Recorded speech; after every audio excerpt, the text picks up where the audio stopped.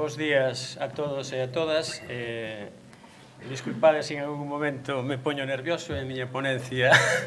Eu dedícome máis ao marisqueo que a facer ponencias, pero, bueno, como me invitaron, pois vou intentar facelo o mellor posible. No 2017 detectouse a presenza da nocilla en varios puntos do litoral de Illa de Arousa, atópase en alta densidade nos bancos de area da secada do Camallón.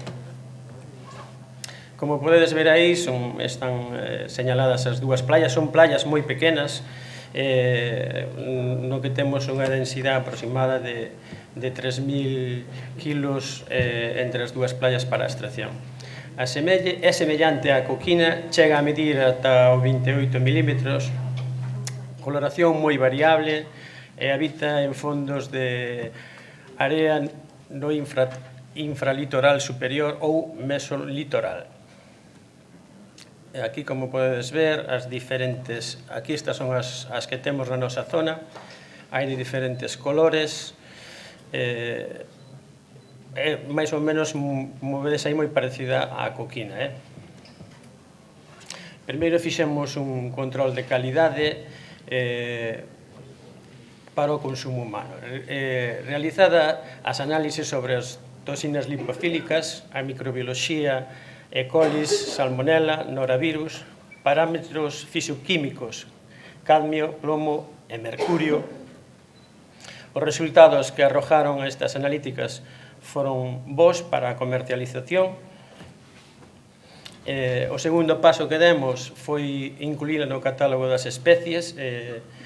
Aquí tivemos a colaboración de Servicio de Mercados para intentar incluíla, e incluída nos plans de explotación para os anos 21, 22 e 23. O nome que eliximos para esta especie é a coquinilla. É unha talla comercial mínima de 20 milímetros. O plan de conservar e que permita que a observación da población ao inicio da explotación nos dous principales bancos, as mostraxes realizadas para a avaliación do recurso dan un stock comercial, como vos había dito antes, de 3.000 kilos, establece, vamos a facer quendas de 10 ou 15 mulleres con uns topes diarios máis ou menos de 2 kilos, 2 días de traballo por marea. Temos compromisos con varios compradores, con un precio mínimo de 8 euros. O plan de extracción que fixemos ten un paro biolóxico de 3 meses anuais.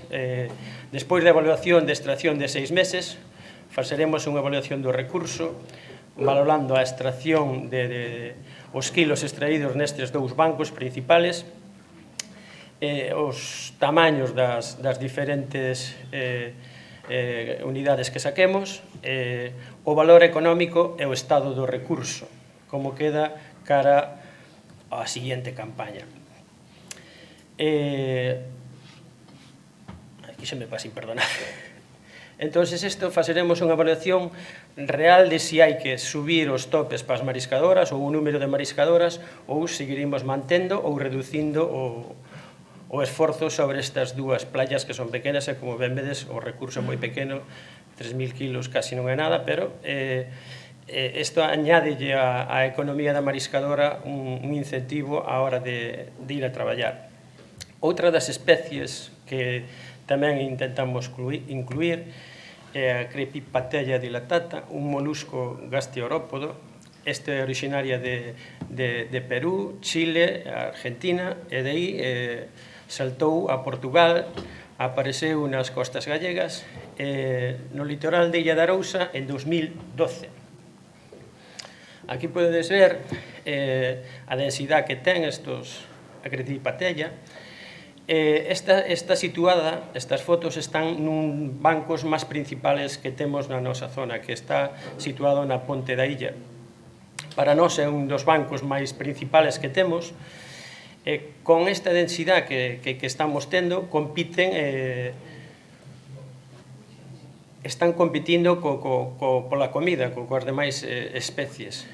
Teñen un tamaño entre 2 e 4 centímetros, viven no intermareal ou submareal, atópanse pegadas nas rochas e como epibionte de ameixas, mexillóns, vieiras, zamoriñas, navallas.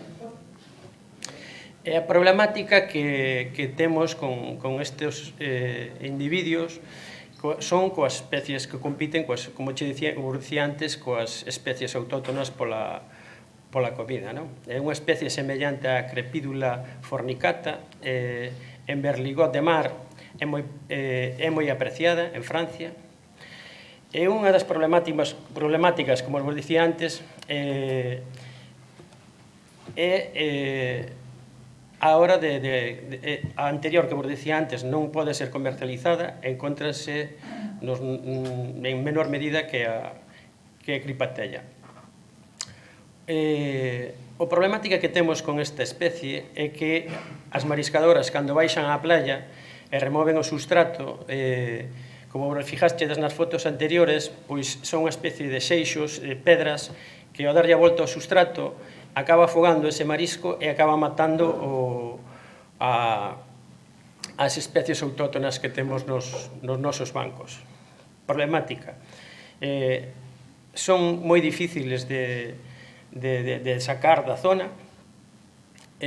Para comercializar xa fixemos gestións con diferentes compradores para tentar exportalas e a día de hoxe non demos conseguido compradores que tuveran clientes que ya comprasen, logo, porque